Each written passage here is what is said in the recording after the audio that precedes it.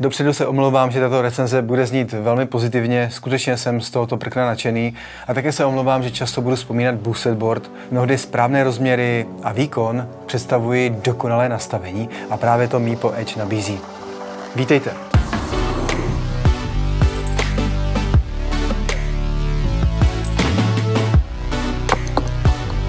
Začnu provedení. Je to krátké prkno, má kicktail, zatímco konkurenční značky se snaží o nové tvary. Tady tento čistý design s rovnou žraločí špičkou má úžasnou stabilitu, když to prkno jenom opíráme o zeď, což je obvyklá pozice na cestách, jak parkujeme. A tady mě vždycky zamrzela u těch jiných e-boardů to, jak nejsou stabilní. S čím souvisí, že když zastavíme, tak nejčastěji vidíme spodní stranu, a protože neopíráme se o zeď špinavými kolečky. Myslím si, že tady v Meepo odvedli dobrou práci. Snažili se ty původní srdcaře oslovit i tím, že zde dali stejný potisk, je stejně skosený. Ale není to proto, že by neuměli v Meepo originální design, ale protože opravdu chtěli oslovit původní majitele boosterů, v tomto případě Boosted Mini. To všechno doplňují už jenom oranžová kolečka, kterými to všechno začalo, takže já zde cítím úžasnou špetku nostalgie, ale především úžasnou energii. Posunujeme ty jízdní vlastnosti, na které jsme byli zvyklí, a posuneme je do dalšího levelu právě proto, jakou sílu tohle prkno nabízí. Zůstanu ale ještě u těch koleček. Když jsem se vyznačoval Boosted Mini, tak byl fakt, že přestože to byla tvrdá deska, že to nepruží jako longboardy, tak byl velice pohodlný. S průměrem to nepřehnali, jako jinde, kde třeba máme 85 mm, i tady zachovali to, co nabízel původní Boosted Mini, to znamená 80 mm, jsou to měkká kolečka, 80A, redukují vibrace, i na tvrdé desce nám zajistí příjemné svezení a na silnici drží jako přilepená. Treky mají 7 palců, jsou to reverzní treky a nabízí naprosto přesné ovládání, stabilitu, perfektní carving. Jinde můžeme najít ještě širší rozkročení, ale řekněme, že při vyšších rychlostech to působí stabilně. Jenomže těch 7 palců je za mě taková, řekl bych, nejenom stabilita, ale především je to úžasná agilita. To prkno poslouchá na slovo. Máme tady klasická longboardová kolečka. A to znamená, že to prkno přirozeně pruží. No, že to nejsou tak tvrdá kolečka, jako když máte motory v kolečkách. Protože už tam pro tu hmotu není žádné místo. Baterka má 324 Wh, nabíjí se sice 3 hodiny, ale většinou dobím pouze rozdíly. Podívejte, jak je hluboká. Z 0 na 80 je to za 1,5 hodiny a navíc s touto kapacitou si můžeme dovolit plánovat. Pořád platí, že na krátkém prkně miluju kratší trasy spojené s drobnými úkoly, takže jsou to třeba jízdy pro zásilky, pro nějaké chybějící potraviny, ale měkčí kolečka a stabilita jsou na takové úrovni, že i ten dojezd ve finále občas využijete a pokoříte trasy, které jsou takzvaně hodné odpružených longboard desek. To prkno je společně s řemeny, rozumíte, s plnohodnotnými zadními kolečky velmi, velmi pohodlné. A říkám to proto, že obvykle bych tu vyšší kapacitu vyměnil za lehčí e-board, a to i s kratším dojezdem. 8,2 kg se v menším rozměru pronese, přestože ne tolik jako na těch delších fošnách, alespoň tak to já mám.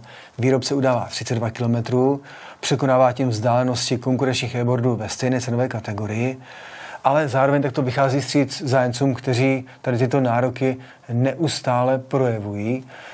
Ale současně řeknu proč, protože někteří zájemci třeba mají vyšší váhu. Občas mi napíšete, ptáte se správně na souvislost s tím, jak dlouho vydrží kapacita baterky. Na Meepo Edge je to správná odpověď až do 150 kg. U pružných desek tam je potřeba se vždycky podívat, je to třeba 100 kg.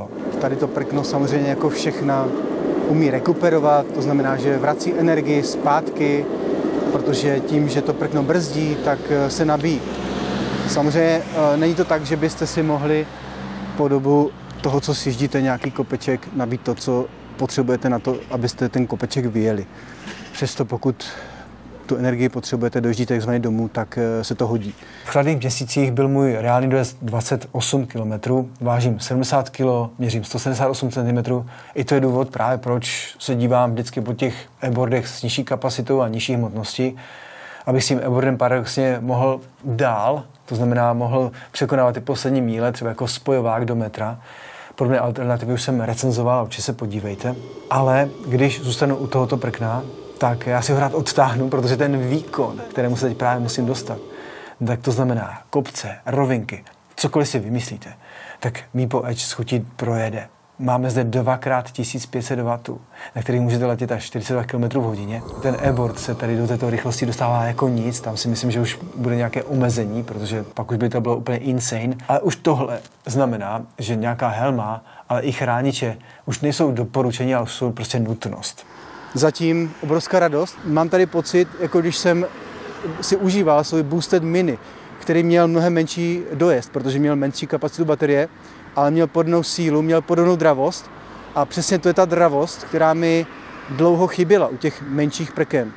A protože miluji menší prkna, tak jsem si asi našel nového parťáka. Se říká jízdních vlastností, mám k tomu úsměvný příběh, ale rád se o něj podělím, protože když jsem Edge vybalil, tak si říkám, dobrý, to vypadá dobře, vypadá to podobně, potěšili, rozjedu to, říkám si, wow, to jezdí fakt dobře, mám tam jenom 2 rychlostní stupně, ještě nevím, jaká je to cenová, nic. A najednou po 10 kilometrech se mi otevřel 3. a 4. rychlostní stupeň. Ta 4 ta je ultra agresivní. Často se právě vracím na tu 2, kde jsem absolutně spokojený. 3 si dávám, když třeba mám další trasu, potřebuji si někam dostat rychle, no a 4, tak tu si dávám jako spíš takovou, řekl bych, rychlou radost přímo do žíly, anebo když vím, že mám přece dlouhý kopec a chci si ho agresivně vyjet úplně na ten nejvyšší výkon, protože přesně tady Meepo Edge je úplně brutální.